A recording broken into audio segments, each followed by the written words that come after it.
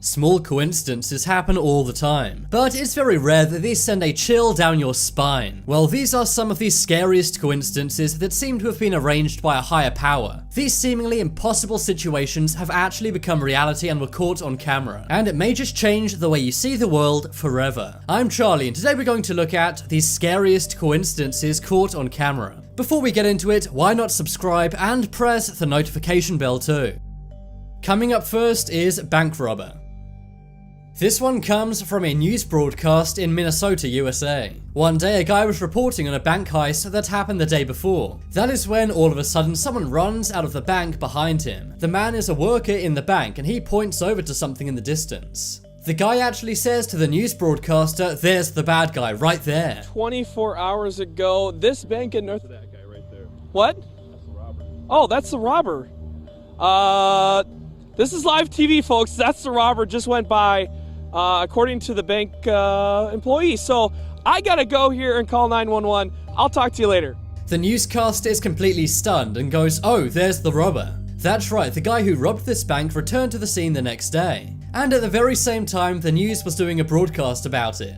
That's already a lot of coincidences right there. The bank teller chases after the guy who hops into a van. But thankfully, because of this, police were able to track this guy down. Police later arrested Ryan Lisco. It turned out he'd robbed the same bank 2 days in a row. This is what happens when you play too much GTA. It's a crazy array of coincidences that this guy was at the bank at the same time as the news. Robber Ryan thankfully was sentenced to nearly 10 years behind bars for robbing this bank, and the money he got from the previous bank heists was seized and returned to the rightful owners. Body in the creek.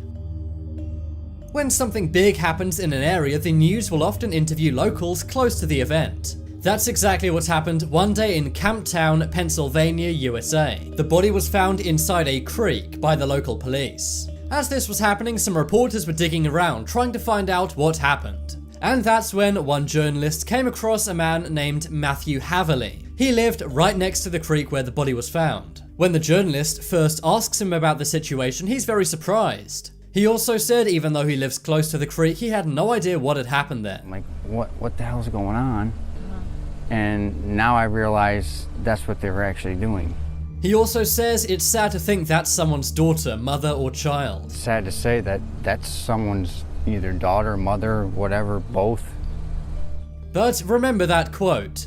That's because hours later, cops realized that the woman in the creek was in fact Matthew's mother. That makes his comment about the body being someone's mother very, very creepy. Matthew said this was a gigantic coincidence. But the police didn't buy it and were very skeptical. Matthew said when he was giving the interview, he had no idea it was his mom who was in the creek. In the interview, he even said the body was probably dumped there by hitmen. Like a place where people from the city would want to put a body because most likely they wouldn't be found. He said that's because it would be unlikely a body would be found there. But clearly it was, and police did not buy his explanation of his interview. In fact, they later arrested him after finding that same blue tarp in his shed. They raided his property and took him to court, and this video was even used as evidence in court. In May of 2019, he was sentenced to 14 years for this. But he still says that he was not behind what happened to his mom in the creek. World War I plate. One of the most defining moments in all of human history was World War I. That's because it led to World War II and then the modern world we have today. But everyone knows that the major event which kicked off World War I was the assassination of Archduke Franz Ferdinand. Of course, this took place while he was being driven in a limousine. This was a Graf and Stift limo. But there's a strange coincidence when it comes to this car. That is that it predicted an odd and very eerie message. The number plate of the car is A111118, and this could easily be read as Armistice, November 11, 1918. Of course, that was the date of the famous agreement that ended the First World War. The car sat for 2 decades inside a museum in Vienna before this was pointed out by a British tourist. This is an incredibly scary coincidence. And some say it's not a coincidence, and this is all part of some kind of giant plan. Things like this really do make me question and think maybe we are living in a simulation. Suspect search. Sometimes cops want to hunt for criminals, but they don't have a photo of them on file. That's why sometimes they'll get a sketch artist to draw the suspect from descriptions. One day, one of these suspects was being reported on the TV program Good Morning America. But towards the end of the show, Robin Roberts noticed something strange. She pointed out that the suspect from a previous story looked a lot like her host, Josh Elliott. The similarities are incredibly creepy, and they really do look alike. Who was there? Somebody that he? Yes, in our last story. Not a chance. Some say the reporter who originally reported on this story looks a lot like the suspect too. Look around and there's actually various instances of the news reporters reporting on suspects which look exactly like them. Admittedly, this is pretty funny, but if you look at it a different way, it's pretty creepy too. I wonder if a news anchor has ever been a real suspect and reported on themselves. The man in this sketch badly injured a woman after a traffic argument. Lincoln and JFK.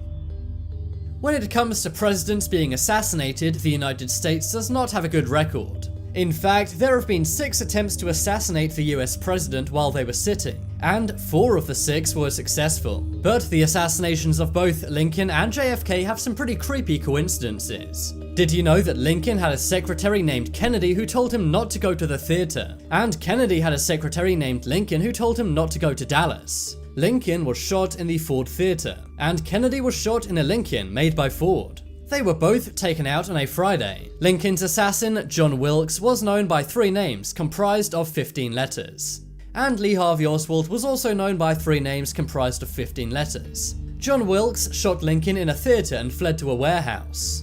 Lee Harvey Oswald shot Kennedy from a warehouse and fled to a theater. Lincoln was elected to Congress in 1846 and JFK in 1946. Lincoln was elected president in 1860 and JFK 1960. And that's not even all of the coincidences about these 2 presidents. Is this simply a coincidence, or has something been set up here? Robber interview.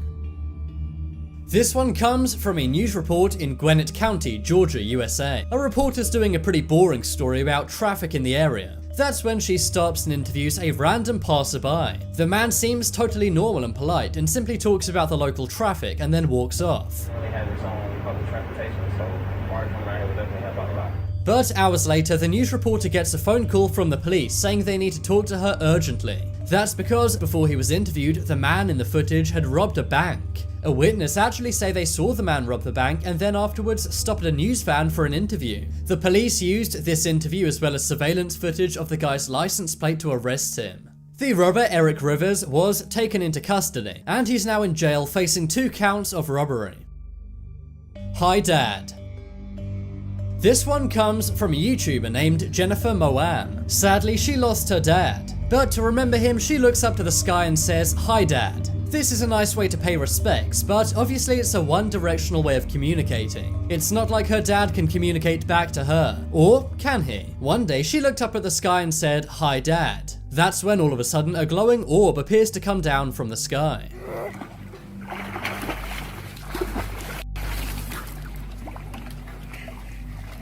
Jennifer's channel is mainly about her family, not about paranormal events. But I think this is a really special and heartwarming event if it really is a message from her father. I'm sure a lot of people look up to the skies and pay respects to those who have passed on in their lives. But do you think this was Jennifer's dad communicating with her? I really like to think so. If so, it really may prove the existence of an afterlife.